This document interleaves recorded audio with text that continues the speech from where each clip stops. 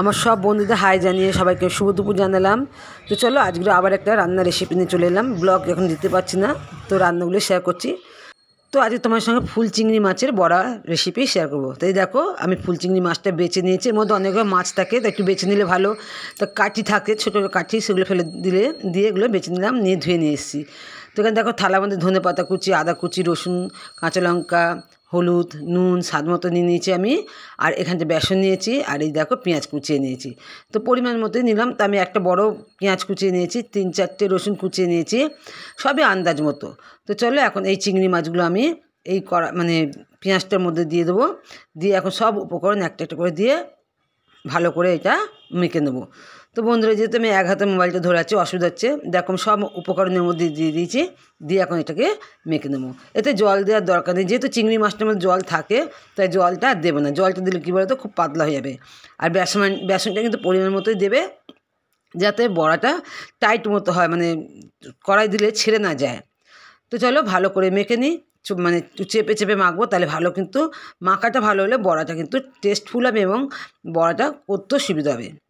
তো চলো তোমাদের কাছে আরেকবার অনুরোধ করি যে তোমরা কেউ স্কিপ করে ভিডিওটা না, ফুল ওয়াচ করো। আশা করি ভালো লাগবে। ফুল ওয়াচ করে যদি ভালো লেগে থাকে ভিডিওটা, অবশ্যই আমার পাশে থেকে যাও, বন্ধু করে নিও আমাকে, আর তোমাদের বন্ধুতে আমাকে সাহায্য করো।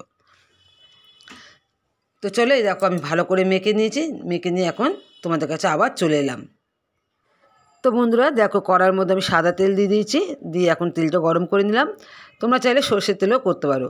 এবার আমি একটা একটা করে বড়া ভাজতে থাকবো। বড়াটা একটু চ্যাপটা করেই করছি। তো বন্ধুদের কাছে আমি আবারও অনুরোধ করি, ভালো লাগলে অবশ্যই লাইক, শেয়ার, কমেন্ট করে পাশে থেকেও শেয়ার করে দিও। আর যেহেতু শীতকাল, তাই যে কোনো বড়াতে ধনে পাতাটা দিলে কিন্তু বেশ ভালো লাগে।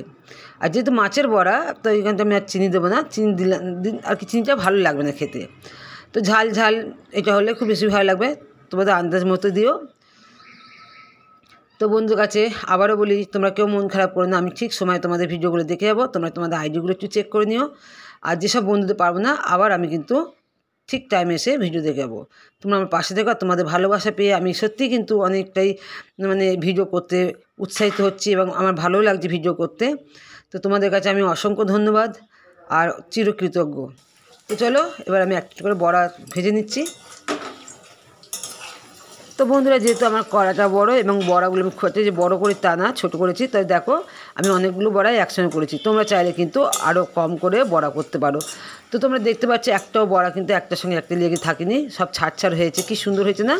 যেহেতু বেসনটার পরিমাণ এবং মাখাটা ঠিক মতো হয়েছে, সেই জন্য কিন্তু এই জিনিসটা হয়েছে। তো চলো লাল লাল করে ভেজে নিয়েছি এক পিঠ করে। আর অবশ্যই মিডিয়াম টু হাই ফ্লেম, কখনো মিডিয়াম কখনো হাই ফ্লেম করে ফ্লেমে আর কি আমাদের বড়াগুলো করতে হবে। তো বন্ধুরা, এই দেখো ফাইনালি আমার বড়া রেডি হয়ে গেছে। আর বড়াগুলো কিন্তু খুব সুন্দর খেতে হয়েছে, পরিমাণ মতো সব ঠিকঠাক আছে। তোমরা এভাবে বানিয়ে খেতে পারো, ভালো লাগবে আশা করি। গরম ভাতের সঙ্গে একটু ডাল আর একটু বড়া দারুণ লাগবে, কিন্তু জমে যাবে। চলো বাই বাই, টাটা।